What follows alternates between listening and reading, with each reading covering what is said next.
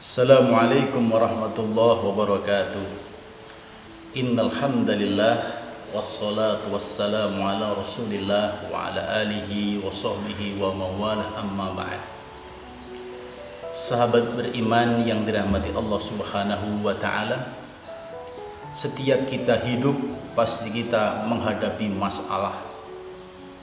Tapi ketika kita menghadapi masalah, kita tidak boleh hanya sekedar kita pikirkan, lalu kita lihat dan kita rasa, tapi harus cari solusi.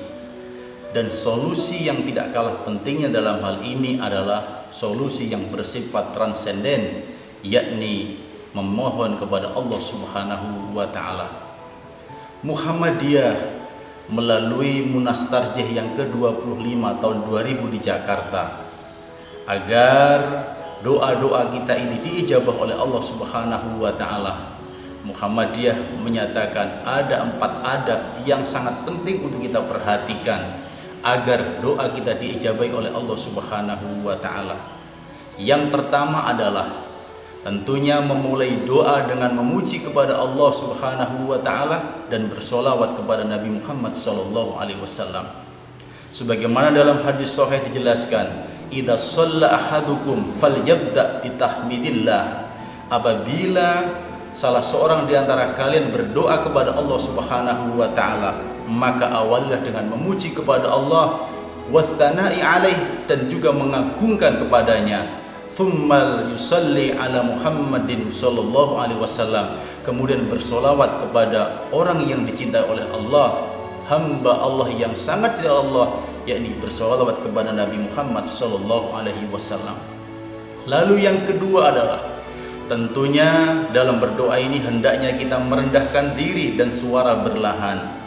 Al-Quran surah Al-A'raf ayat yang ke-55 Allah sampaikan, ud'u rabbakum tadarru'an wa khufatan. Berdoalah kalian kepada Rabbmu dengan merendahkan diri dan suara berlahan. Innallaha la yuhibbul mu'tadin. Sesungguhnya Allah tidak menyukai orang-orang yang berlebih-lebihan, orang yang melampaui batas.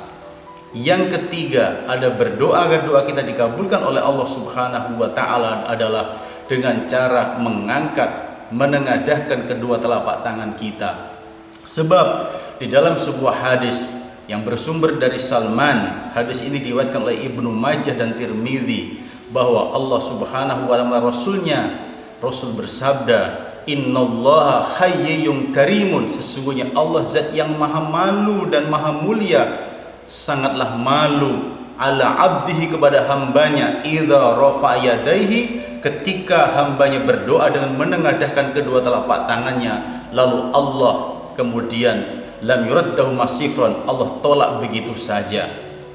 Tentunya dalam masalah ini juga ada riwayat lain, hadis yang bersumber dari Anas yang diriwayatkan oleh Imam Muslim, bahwa Rasulullah Shallallahu Alaihi Wasallam pada saat berdoa beliau tidak mengangkat tangan sama sekali. Sebagaimana riwayat menyatakan, kana la yarfa'u yadaihi fi syai'in minad du'a, bahwa Nabi tidak pernah mengangkat tangan dalam setiap doanya sedikit pun, illa istisqa, kecuali pada saat sholat istiqa, hatta yura bayadu ibtahi, sehingga sampai kelihatan ketiak putihnya. Hadis ini menunjukkan bahwa Rasulullah dalam masalah berdoa itu tidak pernah mengangkat tangan kecuali istisqa, sampai kelihatan putih ketiak Rasulullah sallallahu alaihi wasallam. Tentunya dua hadis ini tidak perlu kita pertentangkan, tapi perlu kita jam'u wa taufik. Maka pemahaman kita adalah dalam berdoa seyogyanya tetap kita mengangkat tangan, tapi enggak terlalu tinggi. Maka dalam kitab Tasihud Doa dijelaskan bahwa cara kita berdoa kepada Allah dengan cara menengadahkan tangan kita, yaitu tidak melebihi bahu kita, lalu tangan kita makrunkan, kita gabungkan, kemudian kita hadapkan ke langit. Atau cara yang kedua adalah dengan cara telapak tangan kita hadapkan ke dada kita, sementara punggung telapak tangan kita hadapkan ke kiblat. Mudah-mudahan dengan kita berdoa menengadahkan tangan ini menunjukkan butuhnya kita kepada Allah Subhanahu wa taala dalam mengatasi berbagai persoalan hidup dan kehidupan. Apalagi tadi Rasulullah telah menyatakan bahwa Allah yang maha mulia itu sangat malu ketika hambanya berdoa dengan menengadahkan kedua telapak tangannya, lalu lam yaruddahuma syifron, Allah tolak begitu saja. Lalu yang terakhir yang tidak kalah pentingnya adalah tentunya kita tutup doa itu dengan mengucapkan alhamdulillahirabbil alamin. Sebagaimana juga Allah sampaikan dalam surat Yunus ayat yang ke-10, wa akhiru da'wahum anil hamdulillahirabbil alamin. Dan mereka menutup doanya dengan mengucapkan alhamdulillahirabbil alamin.